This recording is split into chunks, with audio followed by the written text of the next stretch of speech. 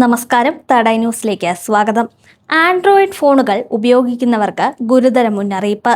കേന്ദ്ര ആഭ്യന്തര മന്ത്രാലയം ശ്രദ്ധയിൽപ്പെടുത്തിയിരിക്കുന്നത് ഗോഡ് മോഡ് മാൽവെയറിന്റെ ഭീഷണിയാണ്.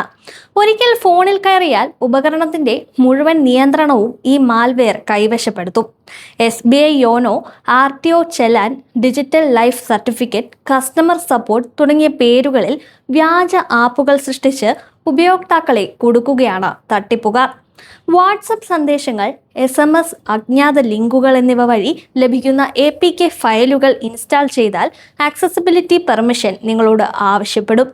ഒരിക്കൽ ആക്സസിബിലിറ്റി അനുവദിച്ചാൽ ഫോണിലെ സന്ദേശങ്ങൾ, പാസ്വേഡുകൾ, ബാങ്കിംഗ് വിവരങ്ങൾ ഉൾപ്പെടെ OTP പോലും ഇവർക്ക് കൈവശപ്പെടുത്താൻ സാധിക്കും.